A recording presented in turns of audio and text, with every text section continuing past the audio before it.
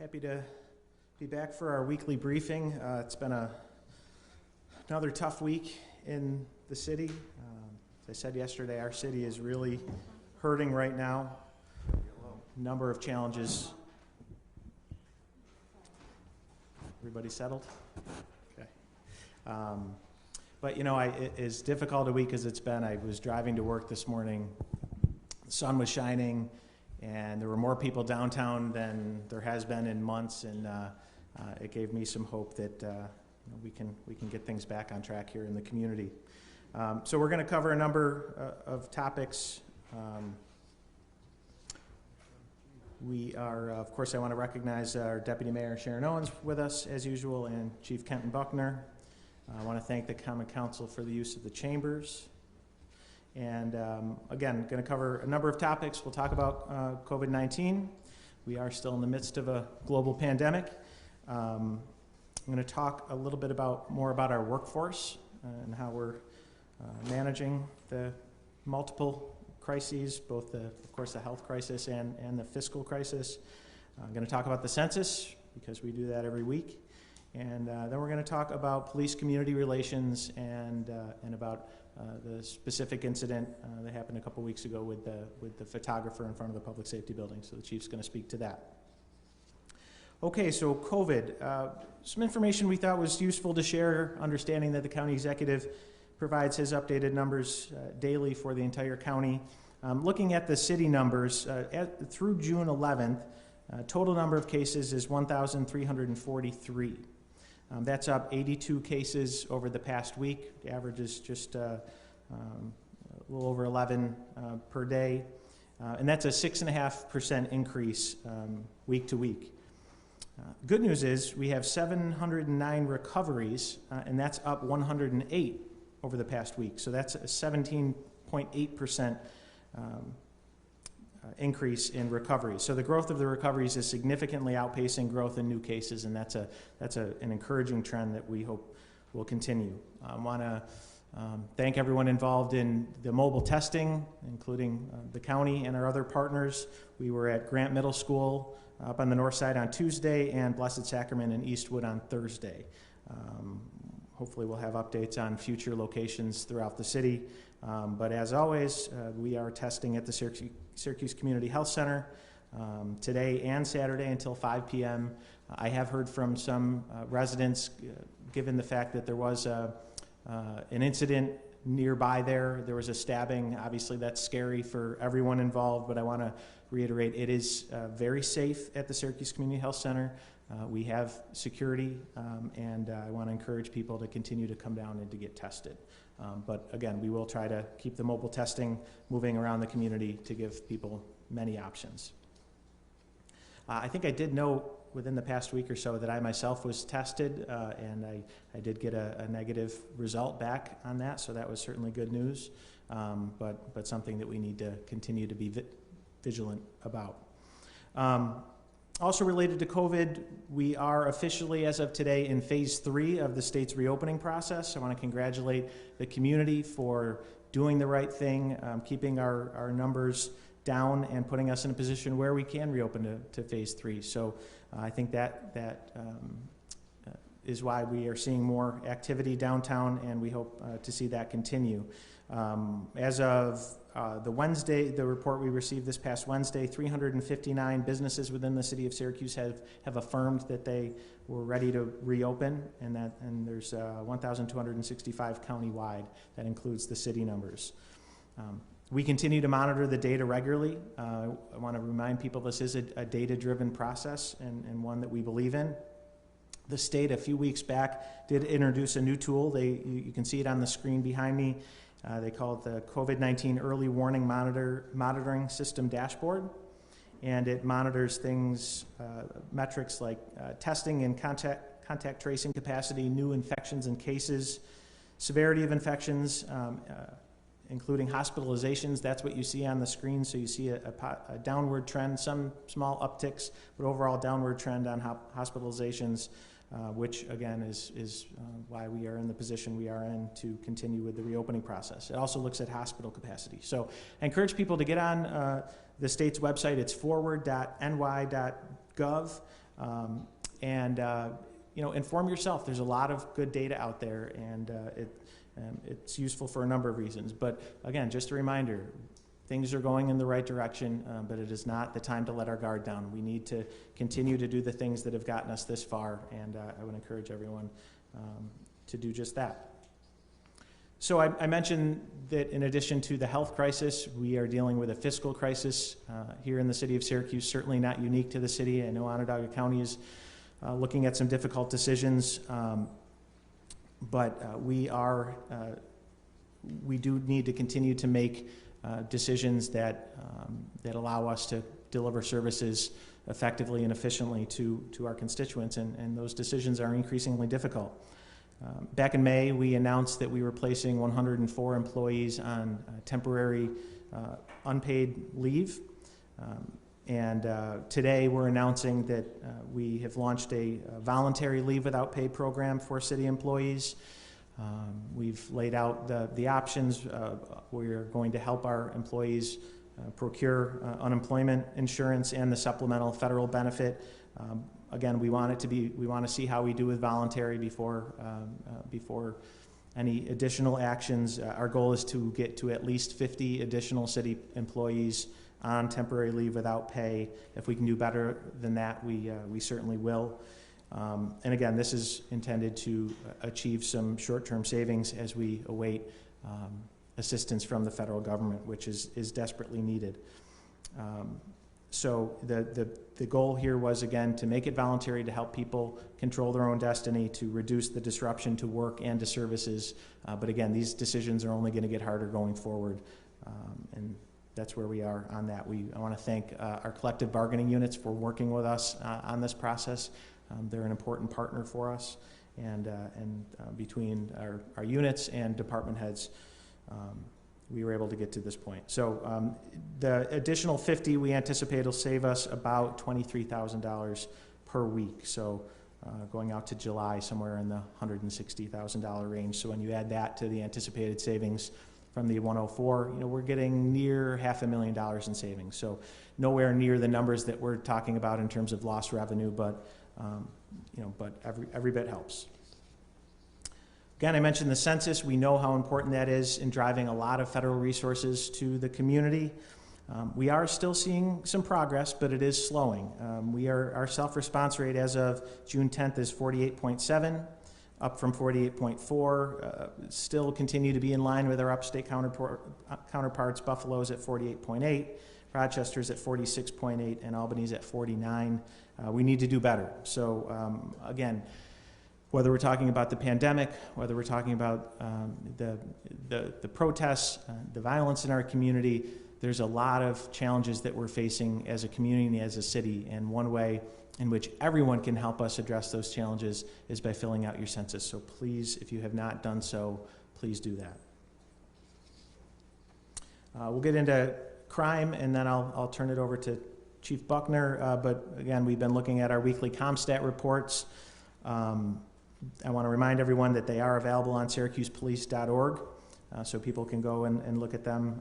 They are updated every Tuesday, so the numbers you see in front of you are through June 8. So unfortunately, one of the numbers that is not updated on there that needs to be is we've had 2 more homicides since the report was issued, so we're up to 13 homicides in the city of Syracuse. So that does put us above where we were last year, right around the 5-year average, nowhere near where we want to be. And again, very upsetting on a number of different fronts. The good news is we continue year over year to be down overall in Part 1 crime. We're down 8%. Last week we were down 9%, so we are seeing we're slipping there a little bit. We want to try to hold firm. Our Part 1 violent crime is 4% below where it was last year, and Part 1 property crime is 8% below. So that's overall still a good thing that crime is down, but it certainly didn't feel that way this week. And again, specifically with violent crime, we have a lot of work to do. A lot of discussion about police-community relations. I talked quite a bit last week at the briefing about the actions that we've taken so far, that this is an area that has been a priority for me, a priority for Chief Buckner, Deputy Mayor Owens, from the moments we walked through the doors, and we've made good progress. We tried to summarize that progress in a one-page document, in a fact sheet that we are sharing on a number of different fronts, not to suggest that we've done enough. We have a lot of work to do, but to make sure that as we're having debates and dialogues about how we improve police-community relations, how we improve police accountability, and also ultimately achieve police reform, we want to start with a common set of information in terms of what we've done, hopefully show those that are expressing concerns about these issues that we do take them seriously and we have made progress, but also that we acknowledge that there's a lot of work to be done. I think it's also important to note that even when you have the mayor and the deputy mayor and the police chief working for reform, there are barriers even for us. As an example, we talked about the attempt to change the disciplinary process and to put the authority solely in Chief Buckner's hands, where it should be. Right now, or at least up until we took this action, it was subject to arbitration, and we didn't believe that that was the best approach. But we did receive a decision in court that didn't support our position that discipline belonged, per the second-class cities law, in the hands of the chief and be subject to an open, transparent process. But I had indicated, and I do want to confirm, that we are appealing that decision and are going to continue to fight for appropriate discipline that ensures everyone is held accountable. I also mentioned that at the federal level that we are opposing the Justice Department's attempts to lift the consent order on diversity in hiring. We are not where we need to be yet. We are going to work very hard to diversify our police department, regardless of the federal government telling us that we have to through a consent decree. But the reality is the consent order is a tool that we can use to help us diversify the police department, and that's a tool that we don't want to lose. So we're going to continue to fight that battle on the federal front. Again, when you look at the document, you'll see we broke it up into different categories. We've talked a lot about policies. I want to remind people that we did revise our use of force policy last year, but we're looking at it. We're going to continue to look at it, make sure that we're aligned with best practices. Body-worn cameras, we have that policy. We've talked about those recently, and we're pushing to continue to increase the number of cameras so every officer out in the community has one on, and a number of other policies. We've also looked at training, ongoing community engagement, and accountability and transparency, especially around discipline. So that work continues, and I had a conversation with the governor's office today and was given a quick briefing on the governor's executive order around police reform. During that conversation, the governor's representative acknowledged that we were already on this path, and so we welcome the opportunity to continue that work in line with the governor's executive order. At this point, I'm going to turn it over to Chief Buckner. The chief is going to briefly address the status of the investigation on the officer-involved shooting, and then is going to provide an update on the investigation into the May 30 incident involving a member of the Syracuse Police Department Public Order Unit and a news photographer. So, Chief, I'm going to hand it over to you, and I'm going to step out of the way here for the presentation. All right. Good afternoon. So there are no additional updates at this time on our officer-involved shooting. We did give the two press briefings as of yesterday. We continue to conduct our investigation, which includes both an administrative and criminal investigation that will ultimately be turned over to our district attorney's office. As we learn more about the case, and without trying to impact the integrity of that investigation, we will share more information. I will now go into what has been the subject of much discussion and concern involving an incident with one of our police officers that came in contact with a member of the press, specifically Syracuse.com. So first, I would like to thank everyone for their patience. I apologize for the amount of time that it has taken for us to provide this official response. It is our goal today to provide you a complete picture of what occurred during an interaction between one of our officers and a member of the press, specifically Syracuse.com. After receiving a complaint and a 3-second video from the leadership at the paper, we immediately began our investigation.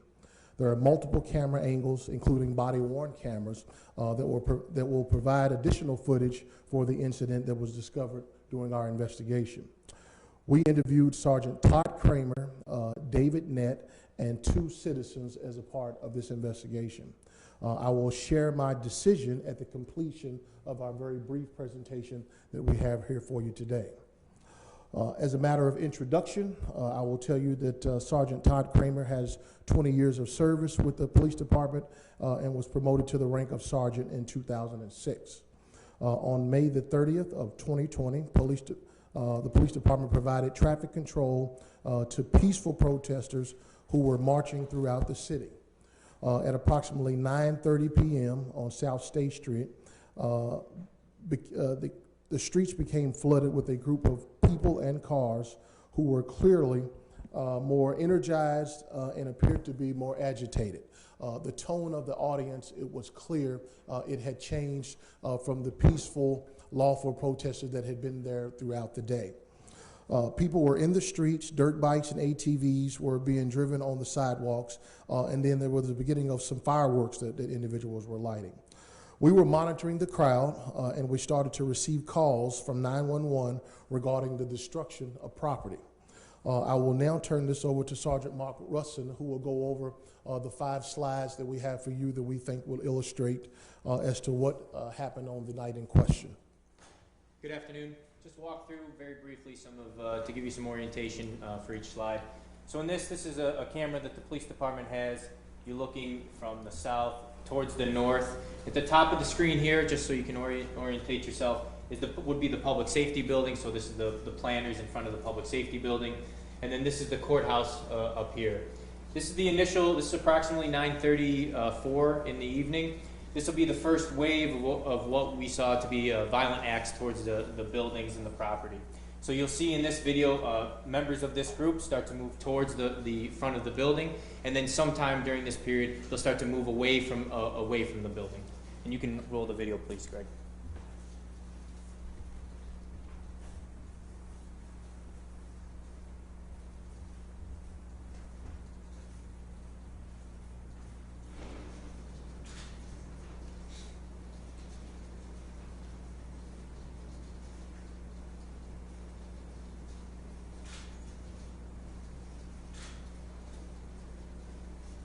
At this time, the group starts to move here towards the public safety building, but then also at the top center of the screen towards the actual courthouse. And this is the first time that the windows on both the courthouse, the public safety building, and ultimately the Justice Center started to be broken out from from those various locations.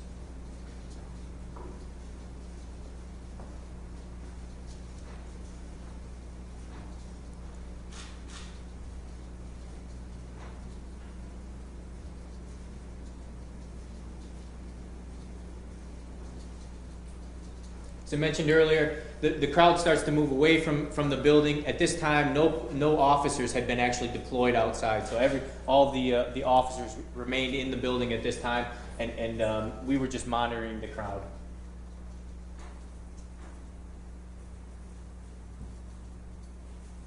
In this next slide, it will be some 911 radio transmissions. So it'll be actually the radio transmissions that. Oh, excuse me. I'm sorry. We went to a different slide. So we'll actually go. This is the lobby camera for the interior of the public safety building. So this is looking out through the glass windows. At the top center of the screen, you will see that the one of the windows has already been cracked right here.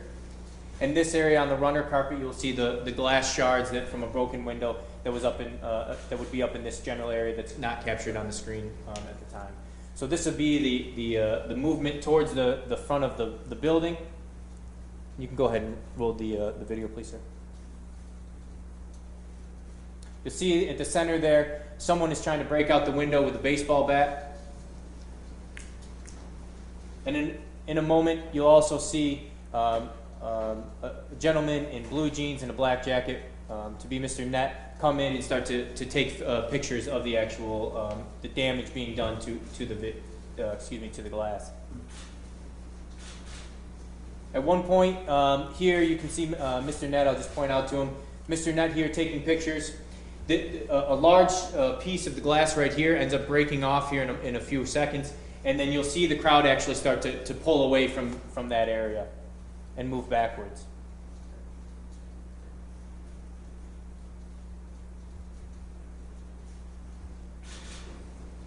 And in a moment here, you'll also see the first squad, if you will, of the members of the public order unit come into the public safety building to protect this area. At the time, if you're familiar with the public safety building, we have our lobby area there, and there's civilians that work the front desk who had not been evacuated out of the building at the time.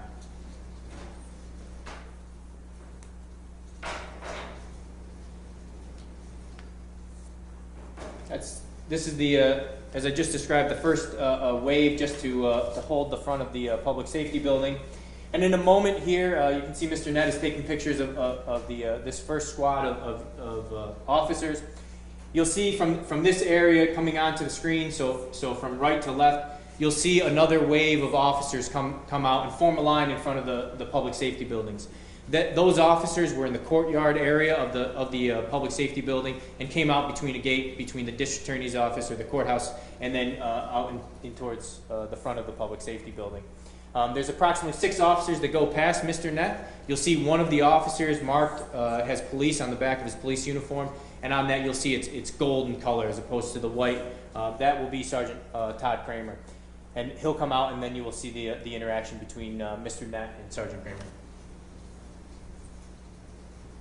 In the next video, you'll hear the audio. There's a body-worn camera video, and you'll hear the audio of the interaction as well.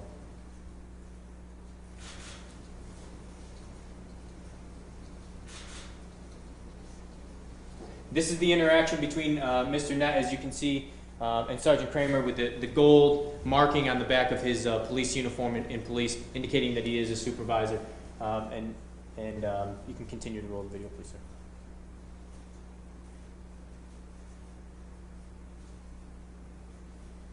This time they're just forming a line, and you will see in this video, but then also in the body-worn camera video, that the officers were taking objects. Things were still being thrown at the officers at the time. If you could go to the next video, sir. This is a body-worn camera from one of the officers that was just behind Sergeant Kramer in the line that was forming up in front of the public safety building. At the time, as I mentioned, these officers were positioned between the courthouse and the public safety building in the courtyard area. It takes approximately 22 seconds from the time that the officers leave that gated area to go over and the interaction occurs between Mr. Nett and Sergeant Kramer. You can hear in the video that the officers are providing commands similar, or what they're trained to do is say, move back or get back, and you will hear those commands. I will warn you that there is some strong language contained in this video.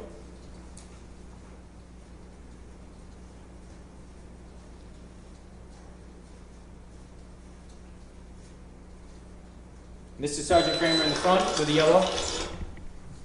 the yellow police marking on the back of his vest.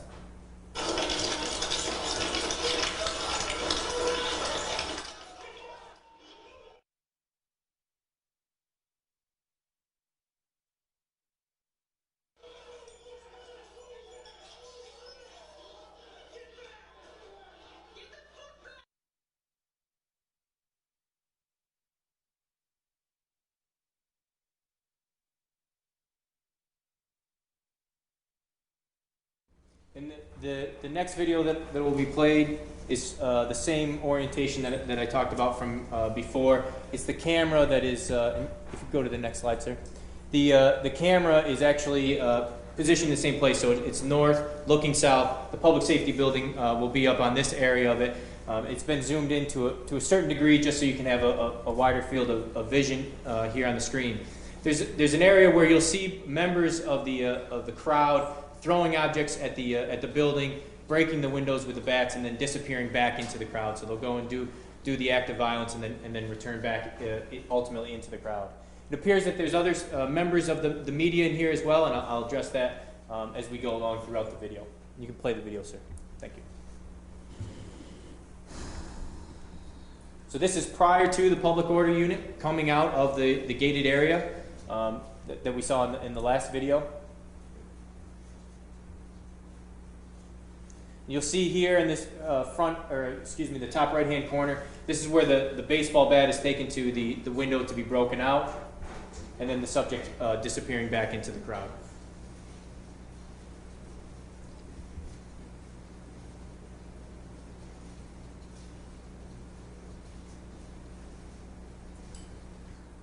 So this is the second wave going back into just prior to the public order unit coming out.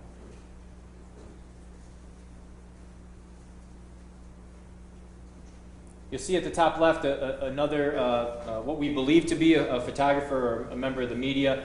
You'll see several. It appears that there's one member of the media with a shoulder-mounted video camera as well.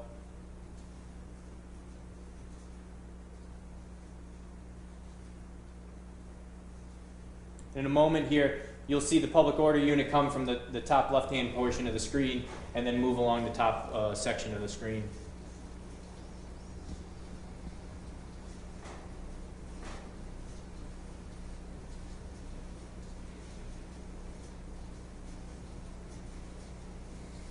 This is the public order unit coming out from that gated area that I described before.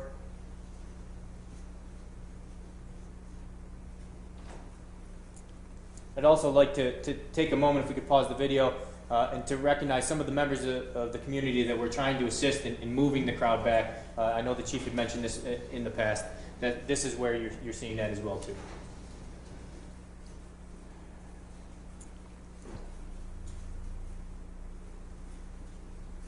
This is the incident, the interaction from a different vantage point between Sergeant Kramer and Mr. Knapp.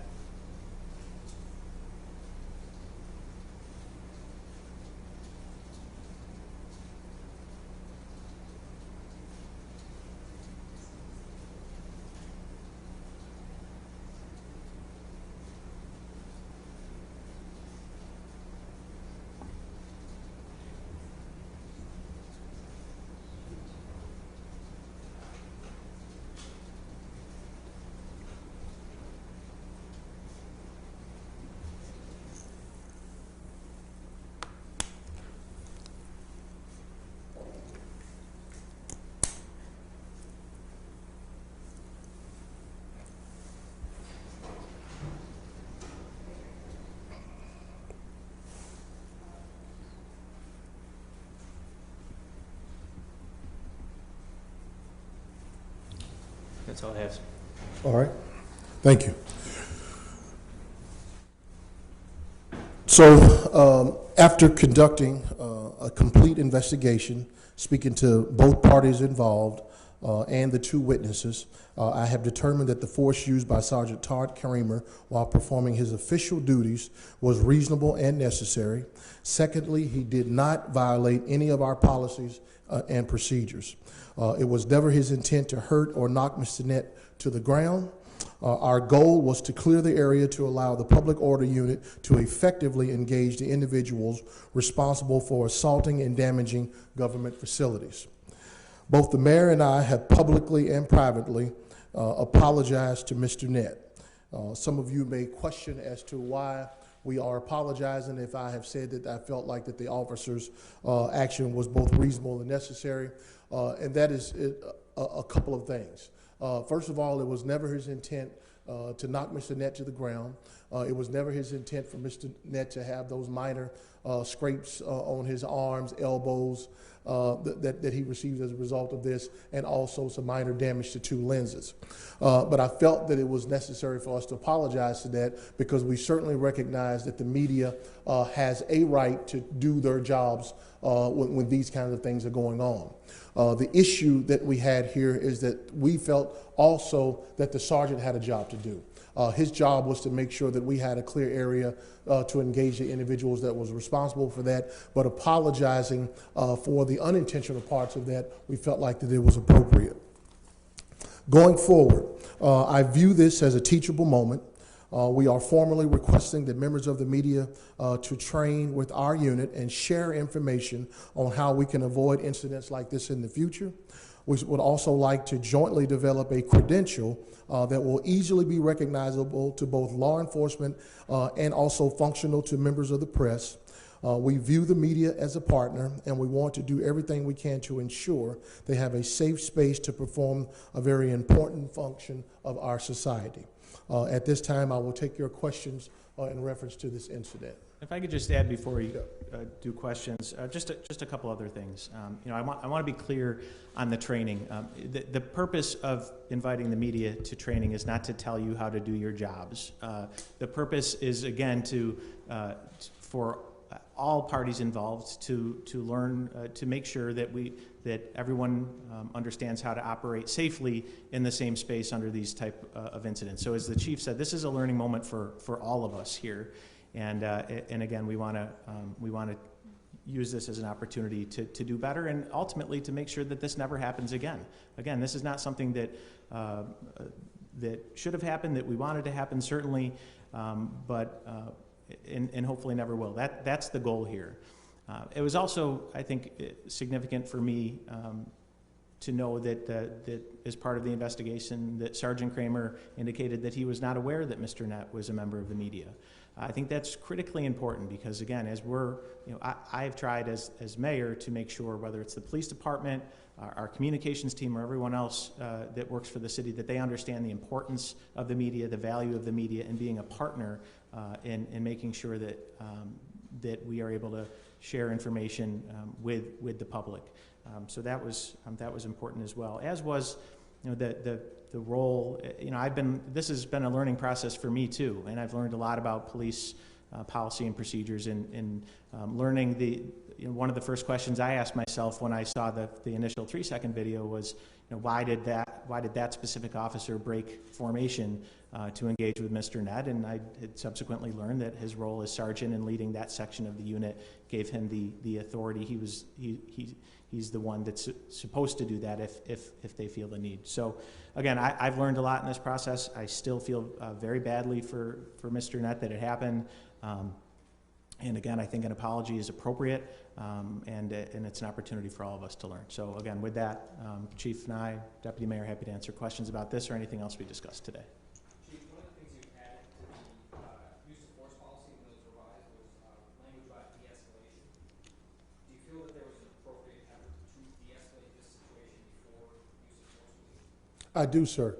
And in this example, de-escalation was by I believe 5 or 6 officers that were in front of Sergeant Kramer that was giving Mr. Nett instructions to back up and to get back. And then also you can see in the clip on 3 or 4 different times that Sergeant Kramer actually directly says to Mr. Nett to back up and to move back. So I see that as a form of de-escalation, and all of that was done prior to us physically making contact with him. 20 years, sir. Was there an opportunity for the sergeant and Dennis to actually exchange ideas with each other about the situation? We made a proposal to do just that. We couldn't come to an agreement on the terms of that with the leadership from Syracuse.com, but it was proposed. What was the sticking point over? The sticking point was that they wanted Sergeant Kramer to apologize for everything that he did in this moment. My apology was very specific, that we apologize for Mr. Nett being knocked to the ground. We apologize for any injuries that he incurred as a result of that, but I was not apologizing for the actions of the sergeant on that day, because I felt like that the force he used was reasonable and necessary in that moment, and that it was a part of his job. The leadership in Syracuse.com asked for a complete apology, or they were not willing to sit down. How are body cameras shared with officers? Are they given it a personal one? Are they exchanged over different shifts? How does that work in terms of dispersing? The body cameras were given by reverse seniority when we began to disperse them as a part of our testing them. I believe that there are 105 or so that are on the street right now. We're in the process of trying to upgrade that to get a full contingency of our agency that will be ultimately wearing those cameras. Much of that was a financial decision, some of which that was kind of caught up in a wrinkle with us going through a pandemic and the many things going on in our community. So administratively, we got kind of sidetracked at some point. I'm happy to tell you that we've got that back on track, and we're in the process of rolling that out. Just if I could be clear with Tommy, I think it's important to note that the individual cameras are assigned to individual officers, which is why you can't use those 105 to cover specific shifts. That's the challenge. Chief, can you go through the process of getting more body-worn cameras? How does that work? Well, we have several cameras that are already on the street that are let's say, for example, a Series 2. Well, today there's a Series 3 or Series 4 that Axon actually puts out. So we're in the process of upgrading all of the cameras that we currently have on the street and then adding to the full contingency, which I believe is about 230 or so that will ultimately have the camera. So we need to replace the ones that we have on the street so that they have the most up-to-date current one, and then additionally give officers cameras who have not had a camera that will get us to about 230 or so. I'll also add that the process for being able to obtain these cameras are through grant dollars. So we have secured grant dollars through the U.S. DOJ, Department of Justice. Each grant also has to have a match, which is where we've been in COVID trying to budgetarily find out how we can match those dollars. And to the chief's point, in the process of getting approval to spend the money and buy the cameras, we had some back and forth glitches about process. But we are fully committed to making sure that we are equipping our officers with body-worn cameras. We see that them as an actual additional tool to them to be able to do their jobs effectively. How much has the city matched to date to these grants? So for the cameras we're working on right now, it is about $385-ish thousand that we have to match. Each camera in full equipment and preparing them for ability for officers to use them probably costs about $9,000. Do you think the financial impact of COVID-19 is going to affect this at all moving forward? I hope not. It definitely has affected our ability to actually find the match dollars to be able to purchase them. We're actually going to be preparing legislation for the council now that we've been able to secure it, but it continues to be, as we continue to equip our officers to do the best job possible, invaluable tool that we must have. So we're going to have to figure out how to be able to pay for them going forward. It's a priority. Can you talk about this training that Yes, you sir. want to implement? Is it just in the talking stage right now, or have you actually reached out to management and various media outlets to discuss how this is going to go? Will this be a one-time session, multiple sessions? Give us an outline of kind of what you know. Well, that's something that we have discussed already in theory as to seeing the value in it. It will, to the mayor's point, it is certainly not an exercise where we're attempting to tell the media how to do their jobs. The purpose of the training is for both the public order unit and media to be able to learn to share space during these very tense moments that would allow both of them to effectively do their jobs. Training will help with that. And I think it will also familiarize the individuals that are responsible for carrying out those respective duties so that we're not meeting on the field of play during very tense moments and we're not familiar with each other. The question was, did you reach out to any of the media outlets yet to discuss this? Or is it Thus far, the only media outlet that we've been discussing this with would be Syracuse.com. But it's open to all media outlets. There was mention of some of those new credentials, not just wearing the credential. Are you talking about the bigger credentials, or what do you mean by that? I don't have an example of what that's going to look like. That's why this needs to be a joint endeavor because I was very specific in my language in that we want the credential to be easily recognizable by law enforcement, but also functional for the press. Because we don't want to give you something that will unintentionally put a target on you. You may be doing something from your operational standpoint that you may not want to be identified as the press in that moment. And those are some of the things that we need to talk about and discuss to be able to learn more about what each individual or organization does, and that's part of the training. The use of force policy, just to return to this, also lists factors that should be considered when weighing whether to use force. Some of those include immediacy and severity of the threat, the seriousness of the suspected offense, whether the subject appears to be resisting. Can you point to which of these factors was used to justify use of force in this case? Immediacy of the threat. Immediately preceding our officers deploying in front of the building, we were under attack. That's the immediacy. We deployed the public order unit in order to try to attempt to stop the individuals for doing so. And then what was the second one that you said? The seriousness of the Seriousness of the suspected offense, that I think that anyone objectively looking at this to say that someone is attempting to break the windows out of the courthouse and police headquarters, both of which that were occupied, will tell the seriousness of the threat and the fact that they were actively taking bottles and bricks and things while they were attempting to do that. And then when you talk about the resistance of that, I believe there was something you alluded to. Mr. Nett was asked multiple times to step back and to move out of the way. I don't think that anyone, regardless of what you think about both sides of this issue, would think that it would be reasonable under these circumstances to have someone standing in between police and individuals who have attempted to assault the building that we're in. No one would think that that's reasonable. And I understand that the optics of this, of seeing a gentleman knocked to the ground, I get that. But we have to have a clear path to be able to do our job. And I think that the officer's action in this example was both reasonable and necessary, with some unintentional consequences that happened as a result of it. Just to be clear though, Mr. Nett was not part of the threat itself, the people who were breaking the windows and doing the things he violated. When you roll out during that moment, you don't know who's a part of the threat. Again, as the Sergeant Russin alluded to, at the time that we encountered Mr. Nett, Mr. Sergeant Kramer said he did not know that Mr. Nett was the media. We later learned that, obviously, but at the time that he didn't know that. Being a part of the threat is one thing. Let's say that we give Mr. Nett credit for you were not responsible for throwing any of the rocks and bottles, nor were you responsible for breaking out the windows. You still can't stand in between us and the people who are responsible for it. No reasonable person would think that that makes any kind of common sense. If we play devil's advocate, though, you say that the officer didn't know that Dennis was with the media. There's also so much chaos going on. Who's to say that he actually heard them saying, get out of the way, and they were referring to I think him? it's a fair Excellent point.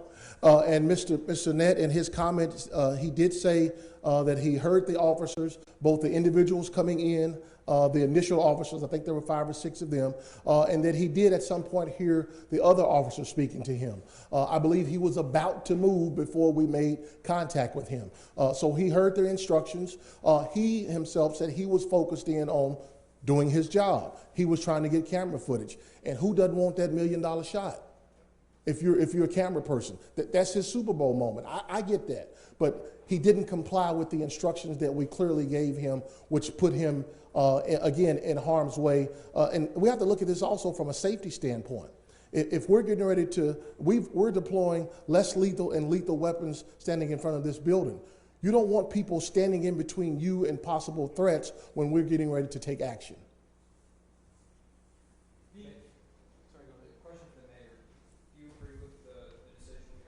Yeah, I support the chief's decision. Again, this has been a learning process for me. It doesn't mean that I like what happened, and as I said, my goal is for it to never happen again. But ultimately, again, I said this is the chief's decision. If I disagreed with it, I'd let him know I support it. But that doesn't mean that I think that it was a good outcome. And again, I hope he learned from it. I hope it never happens again. The first 3 officers at the Mark Avenue scene did not have body-worn cameras, correct? I can't remember in what order the cameras. There was someone in that line that had a camera, sir, but there were some that did, some that did Tommy not. switched topics on you. The question was about Mark Ave. Mark Avenue. Oh, clear, pivot. Question. What's your question, sir? It was the first 3 officers on Mark Avenue did not have a body worn camera at 5 a.m. I believe you are correct, but I may be wrong about the 3. I know the initial responding officer that was involved in the actual shooting did not have a camera. I know that there were a couple of other individuals that were on the scene, but I know that at some point during that very brief encounter, some officer arrived on the scene when we were recovering the gun that the gentleman had, and that was captured on the camera. So I don't know if that was in the 3, was that number 4 or 5, but the initial responding officers, I believe you are correct, that they did not have a camera. Okay, and because of that, I know the current priority is the reverse seniority, but given a state like this where you have an officer involved shooting, I'm sure you want that camera there. Is there going to be any conversation of maybe switching up that style of reverse seniority to maybe equally have it among shifts, so that 5 a.m. shift just has as many body worn cameras in use as, say, a night shift or a day shift? Well, I can tell you that the method through which we did it in the past was based upon reverse seniority. That happened prior to my arrival.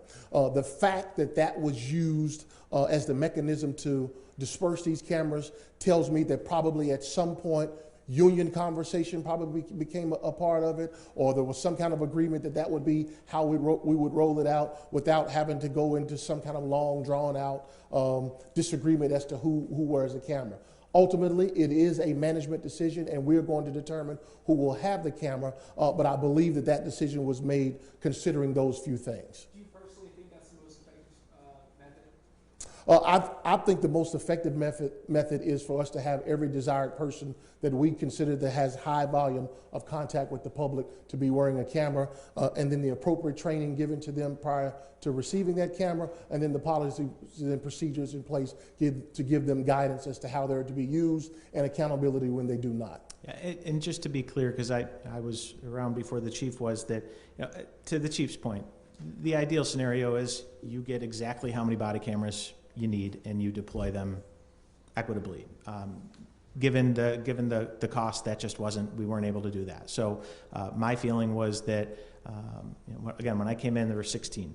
We were able to secure state funding, and so my feeling was that the sooner we can get cameras out, the better. And those cameras, again, while we didn't have them on this particular incident, and again, I can't tell you how frustrating that is.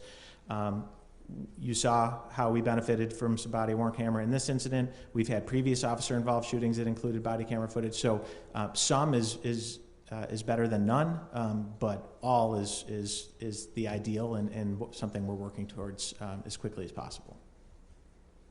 If I can change gears to the governor's executive order today. Yeah. You said before that change tends to move slow, reforms tend to move slow. He's got an April 1st deadline on making a number of these reforms. Do you think that's realistic, and do you think you can have significant changes in the department by April 1st? So the question was, governor's executive order requires the plans to be in place, adopted by the local legislature by April 1st, 2021. I'm not concerned about that deadline for a few reasons. One, from the moment that we walked through this door, speaking for myself and the deputy mayor, police accountability, police reform, improving police community relations has been a priority. And we have made significant and steady progress in that direction.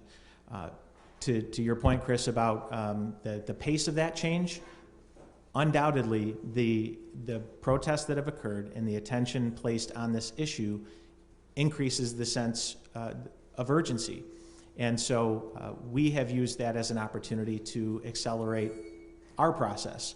Deputy Mayor, I think as recently as this morning, had convened an internal working group to begin identifying what our next steps are in our police reform agenda. So when I spoke with the governor's office this morning, again, they acknowledged that the work that we had already done. I had indicated that we would simply fold in whatever the governor's requirements were into our existing process. And going back to my college days, deadlines always helped. So I'll gladly accept that.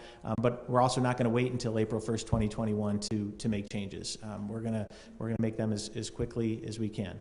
In terms of diversifying the police department, can you talk about what steps you're going to take in terms of the hiring process? Yeah, Chief, do you want to talk about Yeah, please. recruitment? One of the things that has already happened, we certainly thank our partners over in the county Civil Service Commission. There's a new written exam, and it was my understanding that the attempt was to remove some of the biases that many people felt like that were in that the existing exam, and that to make sure that it is more reflective of a 21st century exam that is used as an entrance exam for today.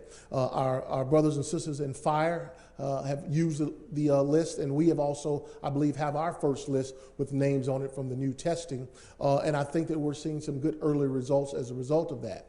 I will although pump our brakes a little bit to tell you that we haven't had our major problem has not been getting minorities to take the test. Our issues have been getting minorities through the entire process. And then that's where the issues lie, which is why we think it's important for us when the school system is back in place to work on these cadet recruit types of programs so that we can begin to grow our own fruit to meet some of these young people when they have this inspiration in their eyes and heart about careers in criminal justice and law enforcement, to make sure that they're making the appropriate decisions that will not have long-standing impact on them when they're adults ready to try to do something constructive in their lives. So it's not easy. There's not a one thing that needs to be addressed. We're in the process of doing kind of a top-to-bottom assessment of that, but there's really no one specific thing that's going to turn us in a direction to get the kinds of numbers that we're seeking. This can be a question for both the mayor and the chief, but sort of returning back to that April 1st, 20 deadline. You, Mayor, have had a history of community outreach and making decisions like hiring for the chief. Right. Is there going to be similar efforts when drafting this plan? Yeah, I haven't looked at the specific order language yet, but based on my conversation, the governor's order does require some level of community dialogue and discussion. And again, that's something that we welcome. We lean into that. We had a year-long dialogue led by Deputy Mayor Owens to get our chief. Once the chief came in, we spent much of last summer going back around the city, having those meetings. So that's something that we're very comfortable with, we believe in, and we'll certainly use to make sure we're in compliance with the governor's order. And shifting to earlier this week, actually, the repeal of 50A. I'm just wondering, in recruitment methods and training, does that change anything about how you're going to recruit police officers or train them to work for you? So the question is, the passage of 50A by the state legislature, which relates to the availability of police disciplinary records, how that may impact recruitment. And training. Is there any interoperability?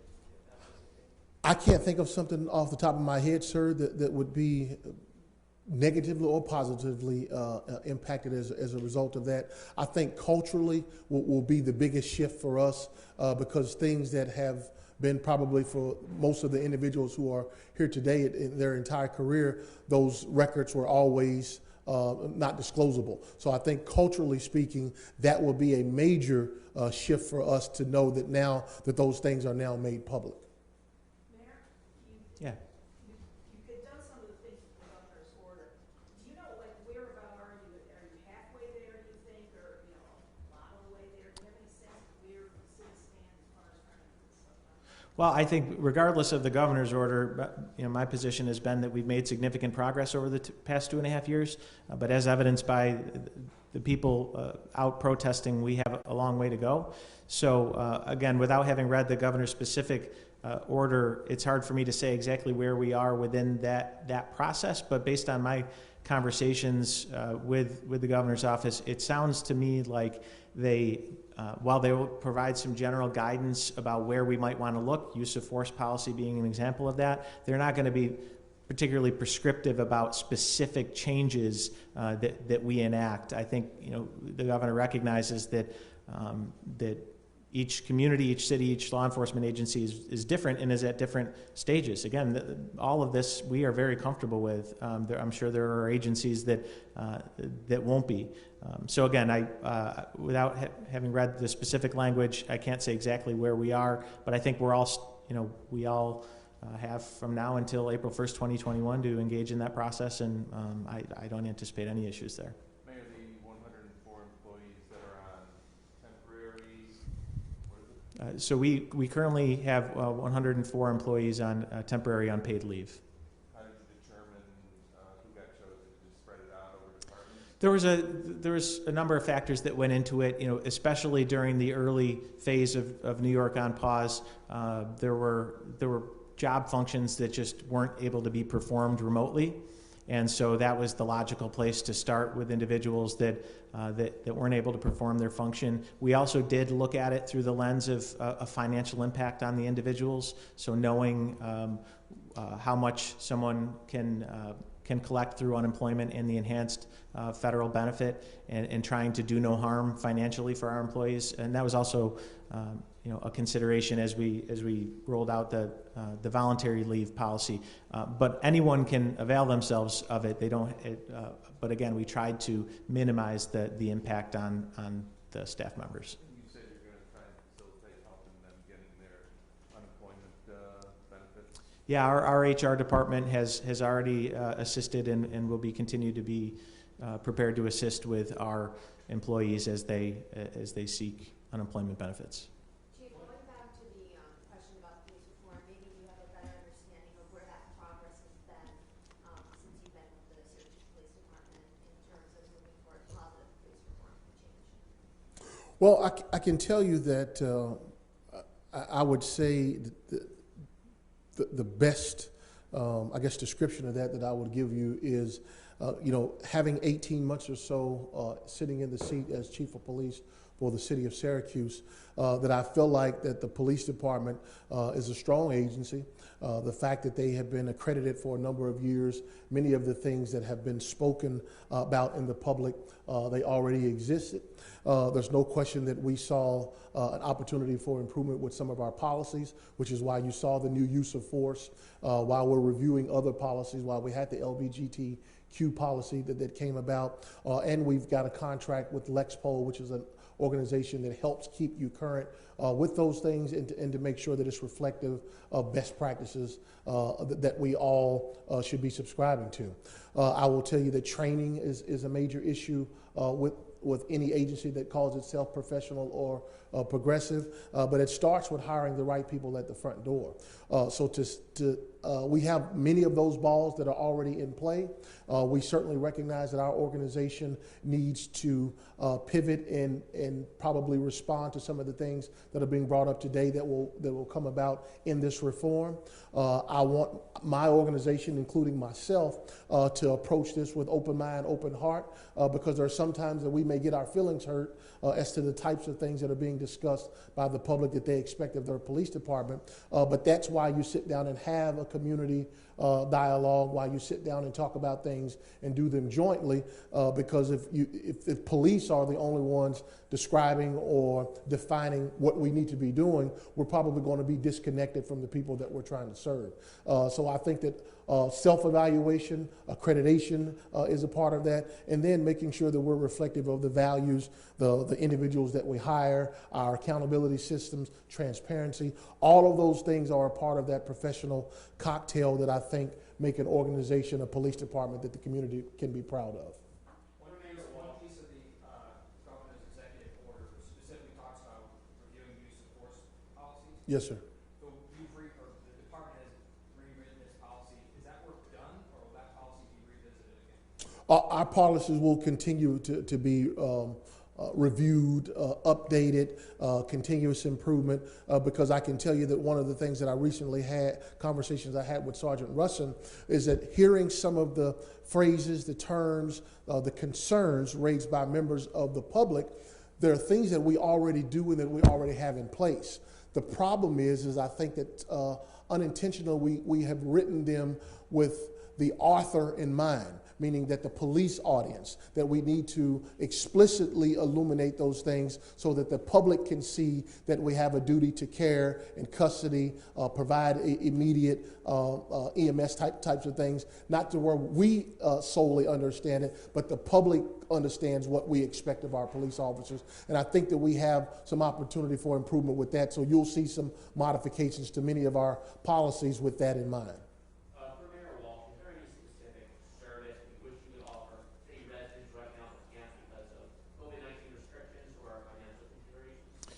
So the question is, what services would I like to deliver to city residents that I may not be able to because of COVID-19 and or fiscal restraints? Pools. I'll start right there. I know I've talked a lot about it.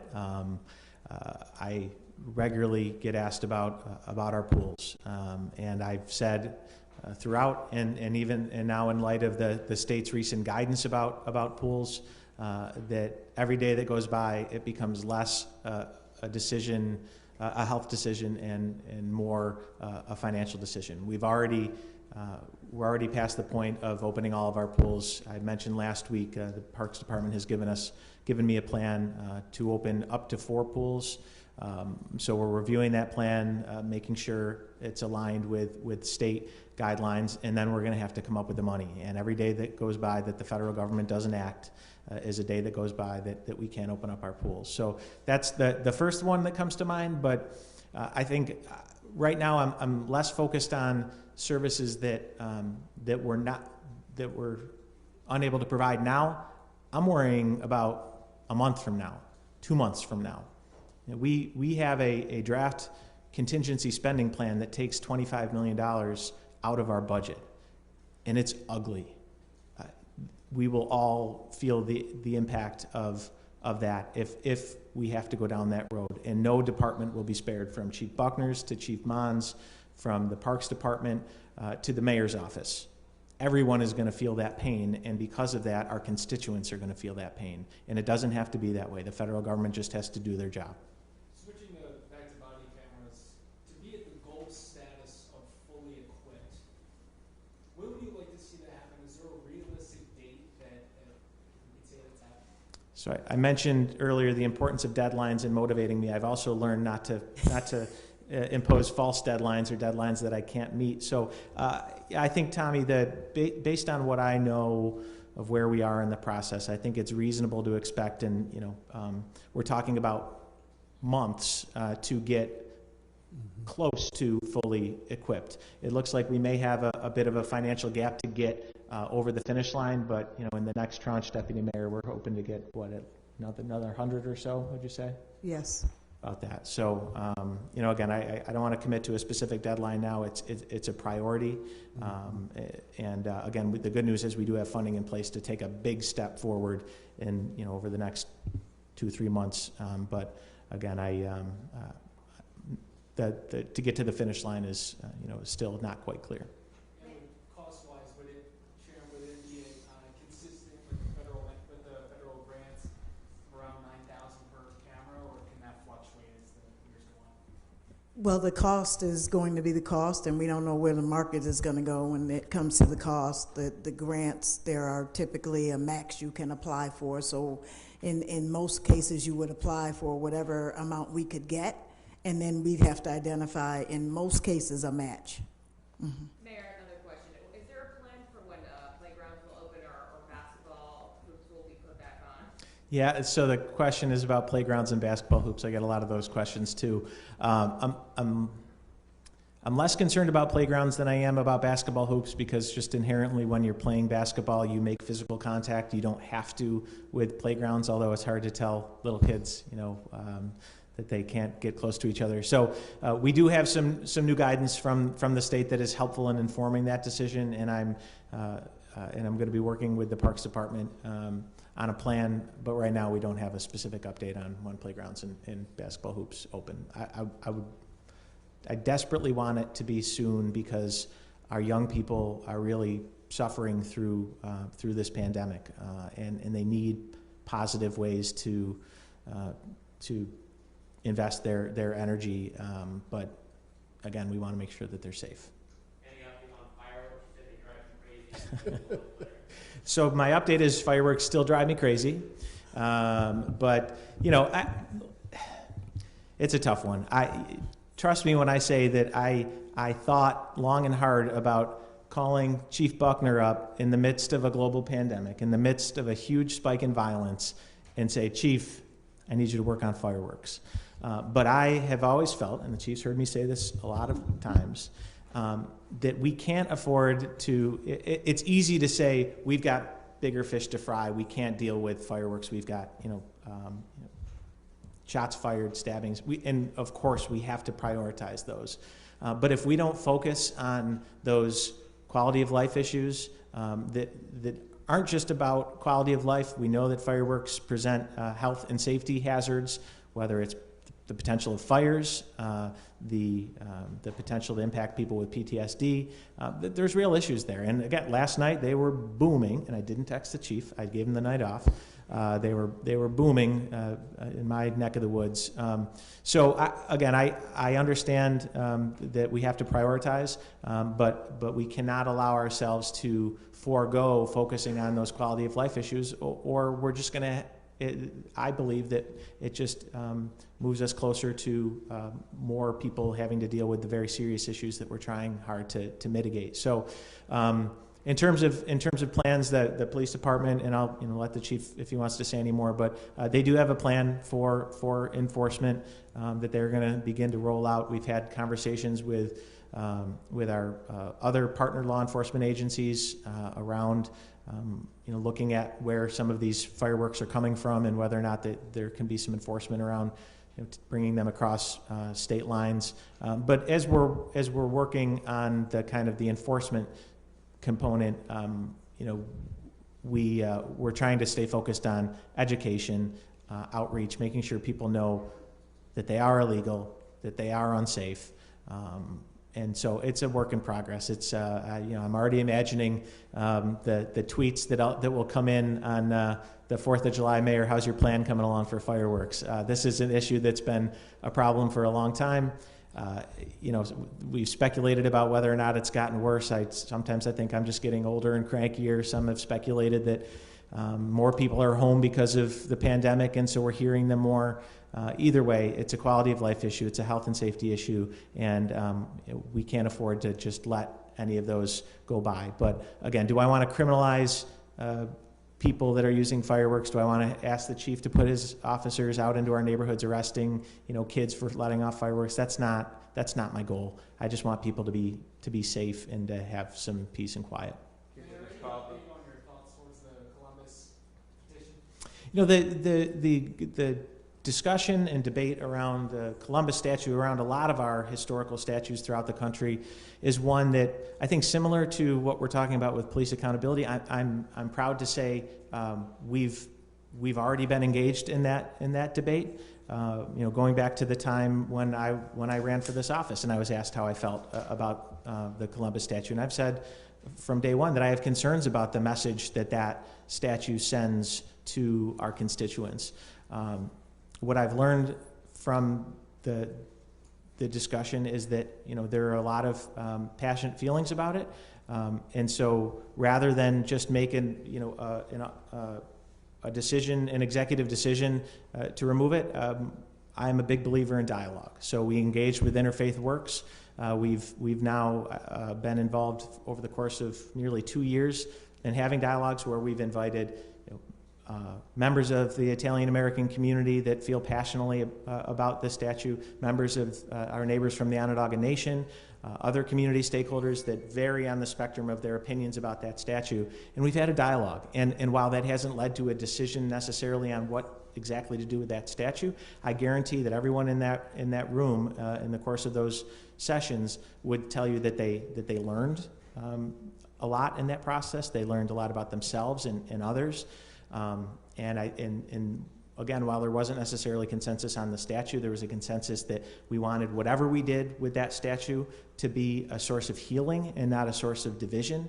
And so again, people want change; they want it quickly, and oftentimes these processes are not as fast as people would like. But I can tell you that we're going to continue that process.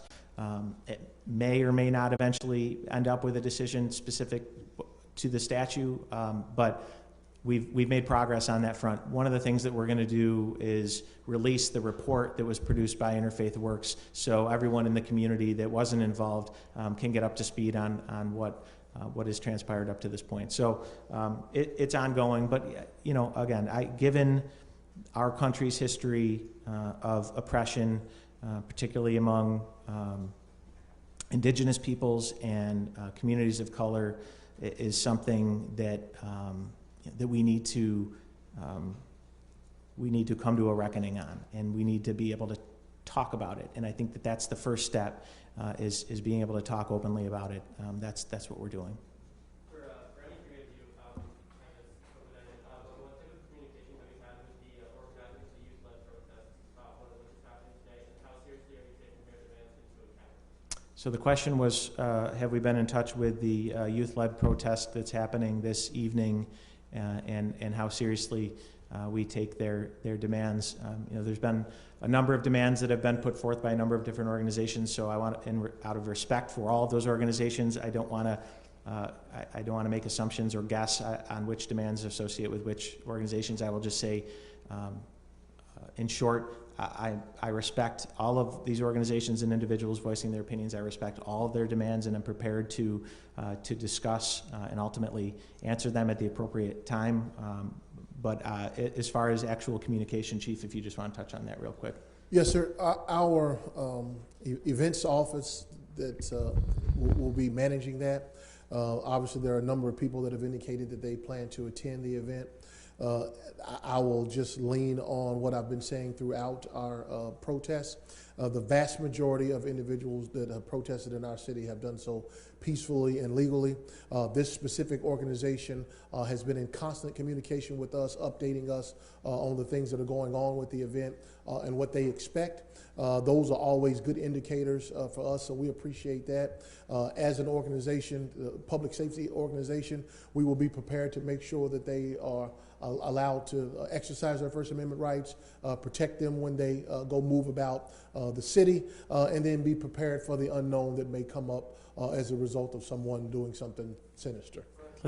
Last question.